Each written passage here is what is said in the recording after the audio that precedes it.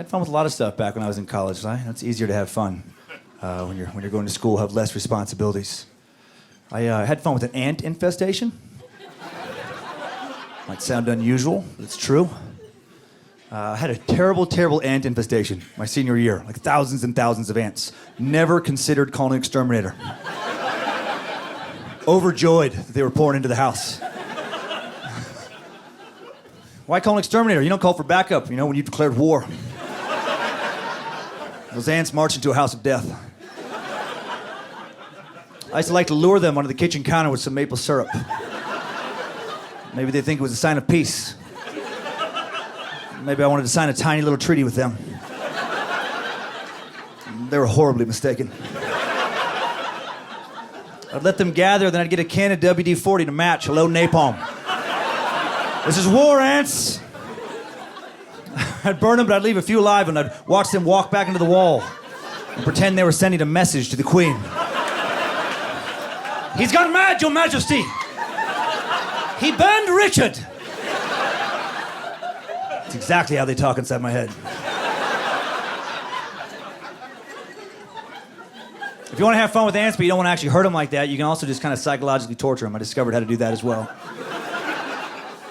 Take one ant, put him in a Tupperware container full of sugar, seal him in, and just start laughing.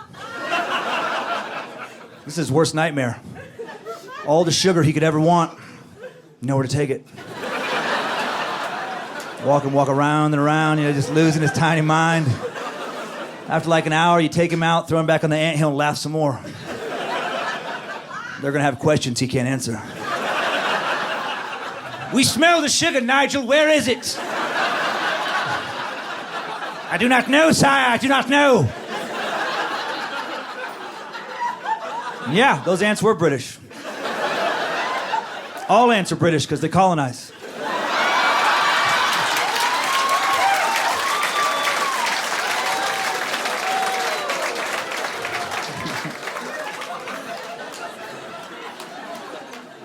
Saw the new It movie earlier this year. That's pretty good. That's pretty good. I wouldn't have been able to see that many years ago because I was too scared of clowns.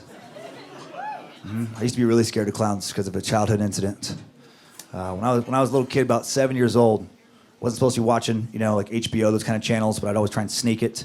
And one time I started watching it, and it was this movie Poltergeist, the original Poltergeist, right? If you've seen that movie, you know that there's a scene, there's a little boy, maybe like 8 or 9 years old, somewhere around there, and he has this clown doll sitting in the corner of his room.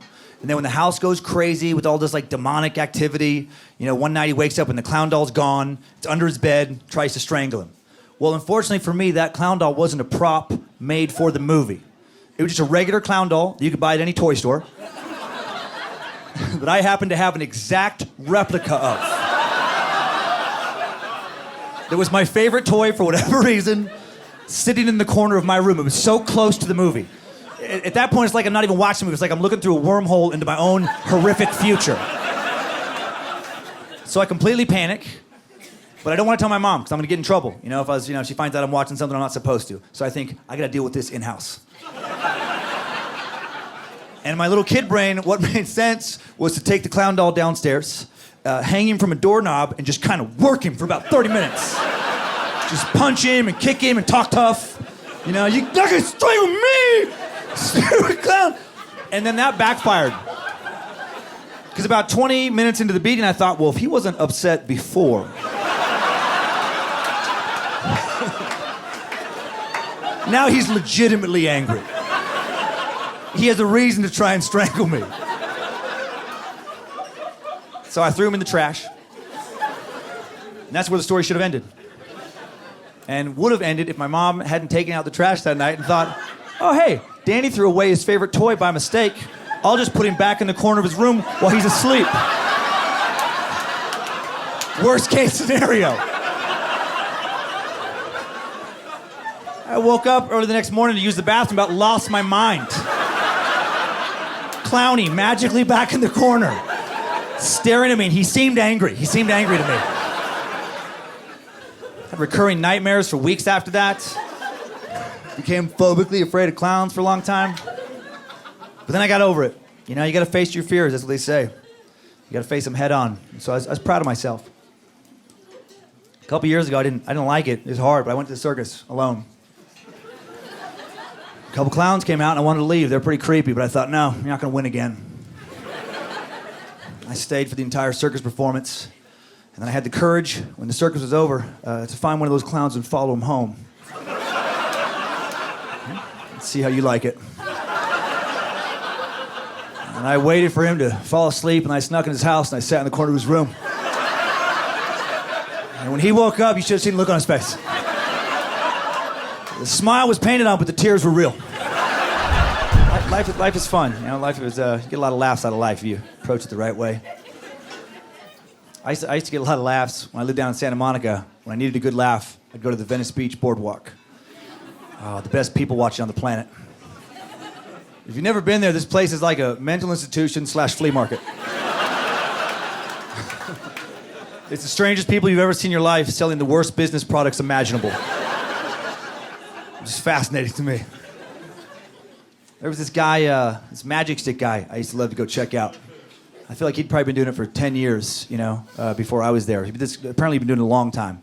And I love that he would just show up day after day for this crazy business plan of his. He would wear this big black top hat. He had like a black kind of makeup, you know, under his eyes and stuff, and these, you know, long black dreads, little kind of occulty trinkets in it.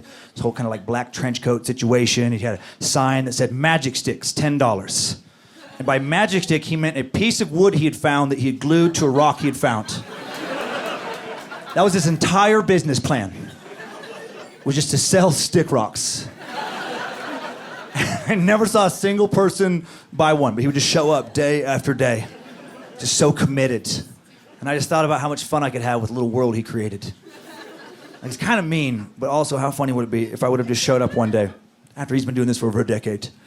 I just rent the booth space next to his, and I just wander over there with a bigger black top hat. Black makeup, the dreads, the trinkets, you know, trench coat. I have a sign that says "More magical sticks, $9.99." I got a bunch of bigger sticks glued to bigger rocks. And then I have a bunch of friends line up and just pretend to be customers and buy one after another, and then just watch his mind implode. Just to think for over 10 years he was a penny and a bigger stick away from financial success. So close. Or it could have been more dramatic. I could have showed up with my kids, Kyler and Monroe, you know, when they were younger, like when they're like, you know, 7 and 9 kind of age. You know, show up there and be so excited to buy one of his magic sticks. Like, oh my gosh, we love magic. This is so great. I love that you're doing this. Cannot wait to try these out. This is so fantastic. And just buy a couple magic sticks and then just, you know, take off all happy. And then show up like, I don't know, hour or two later. No kids, just very emotionally upset. Just kind of somberly approaches his booth.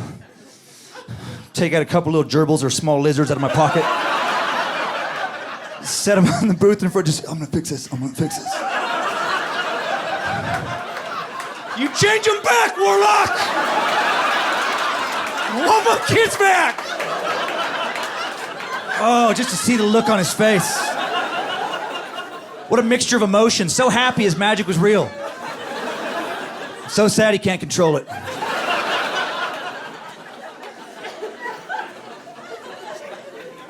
Or if I really wanted to be dramatic, I could have went to like a Hollywood movie studio, got a big wizard suit, look very realistic.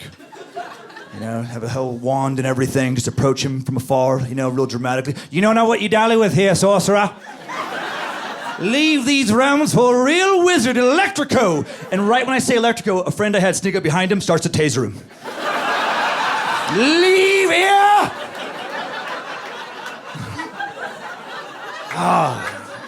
Again, such a mixture of emotions. So happy he's in a wizard duel. So sad he's losing. I'd have to have another friend videotape it, you know? So if the police arrest me for assault, I can show them the tape and they let me go for being pretty clever.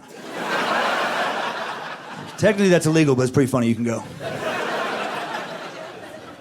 I wish that's how the law worked.